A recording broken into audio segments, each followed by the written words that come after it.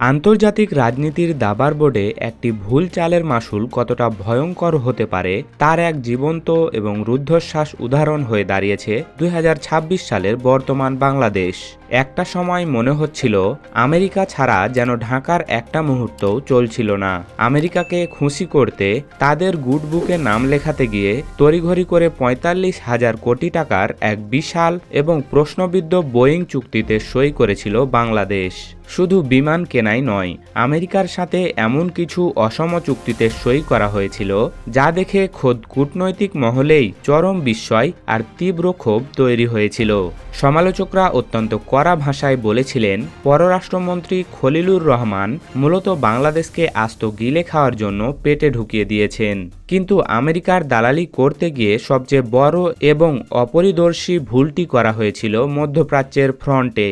ওয়াশিংটনকে তুষ্ট করতে গিয়ে ইরান ও মধ্যপ্রাচ্যের চরম উত্তেজনাকর পরিস্থিতিতে তেহরানের বিপক্ষে সরাসরি স্টেটমেন্ট দিয়ে বসেছিল ঢাকা। আন্তর্জাতিক কূটনীতিতে এমন অপরিপক্ক এবং অপেশাদার সিদ্ধান্তের ফল যা হওয়ার তাই হয়েছে।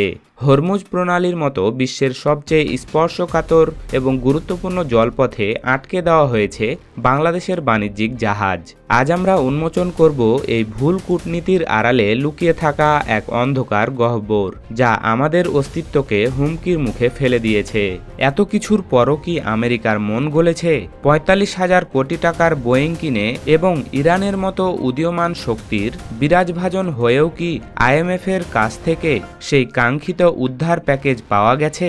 উত্তর হলো একদমই না। এত তোষামদ, এত তেলমারা আর এত সব কিছু করার পরও আইএমএফের সদর দপ্তর থেকে ঢাকাকে চরমভাবে প্রত্যাখ্যান হতে হয়েছে। ২ পয়সার লোন বা বেইল আউট ফান্ড ছাড় করেনি তারা। ওয়াশিংটন মূলত ঢাকাকে একটি টিস্যু পেপারের মতো ব্যবহার করে প্রয়োজনের শেষে ডাস্টবিনে ছুঁড়ে ফেলেছে। আর যখন আমরা দেশের ভেতরের দিকেই তাকাই তখন দেখি এক ভয়ঙ্কর অর্থনৈতিক মৃত্যুফাদ। দেশে তীব্র ডলার সংকট, কলকারখানা চালানোর মতো পর্যাপ্ত গ্যাস নেই, কৃষকের মাঠে দেওয়ার মতো সার নেই এবং বিশ্ববাজারে জ্বালানি তেলের চরম সংকট আমাদের কপালে চিন্তার ভাঁজ ফেলে দিয়েছে। এই চতুর্মুখী এবং সর্বগ্রাসী সংকটের মধ্যে সরকার এখন আক্ষরিক অর্থেই খাদের কিনারায় এসে দাঁড়িয়েছে। রাজনৈতিক এবং অর্থনৈতিক বিশ্লেষকরা অত্যন্ত স্পষ্ট এবং সতর্ক করে বলছেন, এই ডলার, গ্যাস, সার আর তেলের সংকট যদি আগামী কয়েক মাসের মধ্যে সামাল দেওয়া না যায় তবে ত্রয়োদশ জাতীয় সংসদ নির্বাচনে বিলুপ ম্যান্ডেট নিয়ে ক্ষমতায় আসা তারেক রহমানের এই সরকারের টিকে থাকায় মুশকিল হয়ে পড়বে। দেশে এক চরম জনরোষ এবং অরাজকতা তৈরি হওয়া এখন কেবল সময়ের ব্যাপার। পিঠ যখন আক্ষরিক অর্থে দেয়ালে ঠেকে গেছে ঠিক তখনই খবর এলো এক আকম্বিক এবং নাটকীয় কূটনৈতিক সফরের, যে চীনকে গত কয়েক মাস ধরে চরম অবজ্ঞা এবং অবহেলা করে দূরে সরিয়ে রেখে কেবল আমেরিকার দালালি করছিল সরকার। মাত্র ২ মাসের মাথায় নিজেদের অস্তিত্ব বাঁচাতে সেই চীনের কাছেই ধর্ণা দিতে বাধ্য হচ্ছে ঢাকা। ৩ দিনের এক অত্যন্ত গুরুত্বপূর্ণ রাষ্ট্রীয় সফরে মঙ্গলবার দুপুরে বেইজিংয়ের উদ্দেশ্যে ঢাকা ত্যাগ করেছেন পররাষ্ট্রমন্ত্রী খলিলুর রহমান। বিএনপি সরকার গঠনের পর এটি তার প্রথম আনুষ্ঠানিক চীন সফর। এই সফরে তার প্রধান সঙ্গী হিসাবে থাকছেন প্রধানমন্ত্রীর পররাষ্ট্র বিষয়ক উপদেষ্টা হুমায়ুন কবির। মে মাসের শুরুতে ভারত সফর শেষ করার মাত্র ১ মাসের ব্যবধানে হঠাৎ বেইজিংয়ে ছুটে যাওয়াকে বিশ্লেষকরা সির্ফ রুটিন সফর হিসাবে দেখছেন না।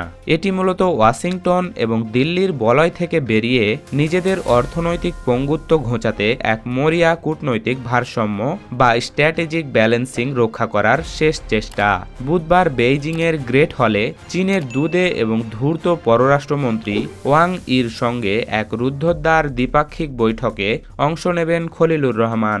এই বৈঠকটি বাংলাদেশের জন্য একটি do or die match. Dhaka এই বৈঠকে এমন কিছু এজেন্ডা নিয়ে যাচ্ছে যা তাদের বর্তমান অর্থনৈতিক দমবন্ধ অবস্থা থেকে মুক্তি দিতে পারে পারে, কিংবা মুক্তি না পেয়ে পতনও ঘটতে পারে। বৈঠকের টেবিলে সবচেয়ে বেশি গুরুত্ব পাবে জ্বালানি সহযোগিতা এবং বাণিজ্য সম্প্রসারণ। ডলার সংকটে যখন দেশের গ্যাস এবং তেল আমদানি বন্ধের উপক্রম, তখন চীনের কাছ থেকে বিশেষ সুবিধায় জ্বালানি বা বাকিতে কেনায়ের কোনো সুযোগ পাওয়া যায় কিনা তা নিয়ে মরিয়া চেষ্টা চালাবে খলিলুর রহমান। এর পাশাপাশি মংলা বন্দরের আধুনিকায়ন, গুয়াংজু চট্টগ্রাম এবং সাংহাই চট্টগ্রাম সরাসরি কার্গো ও যাত্রী ফ্লাইট চালুর মতো কৌশলগত কানেক্টিভিটির ইস্যুগুলো জোর পাবে। এমনকি চরম ডলার সংকটের এই সময়ে রপ্তানি আয় বাড়াতে চীনের বাজারে সরাসরি কাঁঠাল রপ্তানির মতো কৃষিপণ্য বাণিজ্যের বিষয়গুলোকেও টেবিলে তোলা হবে। চীনের যেসব শ্রমঘন শিল্প বা ইন্ডাস্ট্রি এখন অন্য দেশে সরিয়ে নেওয়ার প্রক্রিয়া চলছে, সেগুলোকে বাংলাদেশে হস্তান্তরের জন্য বিশেষ অর্থনৈতিক অঞ্চলের প্রস্তাবও দেওয়া হবে। আর বারবারের মতোই রোহিঙ্গা সংকটের এক টেকসই সমাধানের জন্য বেইজিংয়ের সরাসরি চাপ প্রয়োগের বিষয়টি অত্যন্ত গুরুত্বের সাথে উপস্থাপন করবেন খলিলুর রহমান। কিন্তু চীন কি এত সহজে সব মেনে নেবে? যে দেশকে 2 মাস ধরে অবজ্ঞা করা হয়েছে, তারা কি বিনা স্বার্থে হঠাৎ উদ্ধারকর্তা সাজবে? আন্তর্জাতিক রাজনীতিতে ফ্রি লাঞ্চ বলে কিছুই নেই। চীন অত্যন্ত ঠান্ডা মাথায় এবং সুকৌশলে তাদের গুঠি সাজিয়েছে। ওয়াং ই খুব ভালো করেই জানেন ঢাকা এখন চরম বিপদে আছে এবং তাদের বার্গেনিং পাওয়ার বা দর কষাকষির ক্ষমতা এখন শূন্যের কোঠায়। তাই এই সুযোগে চীনের অন্যতম বড় উন্নয়ন অংশীদার হিসেবে তারা তাদের নিজেদের স্বার্থগুলো কড়াইগণ্ডায় আদায় করে নেবে। বেইজিং এই বৈঠকে সবচেয়ে বেশি চাপ দেবে তিস্তা মহাপরিকল্পনা বাস্তবায়নের ওপর। ভারতের আপত্তির কারণে যে তিস্তা প্রজেক্ট দীর্ঘদিন ধরে ঝুলে আছে, চীন এখন সেটি তাদের হাতে তুলে দেওয়ার জন্য ঢাকাকে এক প্রকার বাধ্য করতে পারে। ঢাকা যদি চীনের কাছ থেকে অর্থনৈতিক লাইফলাইন চায়, তবে তাদের চীনের এই মেগা প্রজেক্টগুলোর বলয়ে প্রবেশ করা ছাড়া আর কোনো বিকল্প থাকবে না। এই রুদ্ধদ্বার বৈঠকেই নির্ধারিত হবে পরবর্তী এবং সবচেয়ে বড় ভূরাজনৈতিক চাল। প্রধানমন্ত্রী তারেক রহমানের এটি একটি হাই প্রোফাইল সম্ভাব্য চীন সফর। আমেরিকার ওপর অতি নির্ভরশীলতা যে রাষ্ট্রকে কতটা অসহায় এবং খাদের কিনারায় ঠেলে দিতে পারে, ঢাকা আজ তার সবচেয়ে বড় প্রমাণ। অস্তিত্বের এই চরম সংকটে বেইজিংয়ের ড্রাগন কি ঢাকাকে উদ্ধার করবে, নাকি নতুন কোনো ভূ রাজনৈতিক ঋণ ফাঁদে আটকে ফেলবে?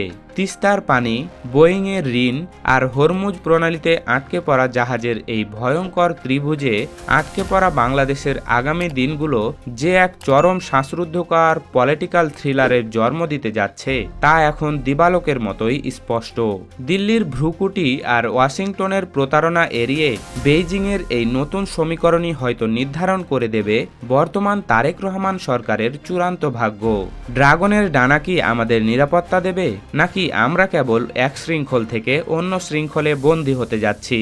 সুপ্রিয় দর্শক, আপনি কি মনে করেন আমেরিকার পর চীনের দিকে এই ঝোঁকা কি বাংলাদেশের জন্য সঠিক সিদ্ধান্ত, নাকি আমরা আবার নতুন কোনো ঋণের জালে জড়িয়ে পড়ছি? আপনার মূল্যবান মতামত আমাদের কমেন্ট বক্সে সরাসরি জানান। ভিডিওটি ভালো লাগলে লাইক দিন এবং আন্তর্জাতিক রাজনীতির এমন সব গভীর খবর পেতে আমাদের চ্যানেলটি সাবস্ক্রাইব করে বেল আইকনটি চেপে রাখুন। ধন্যবাদ।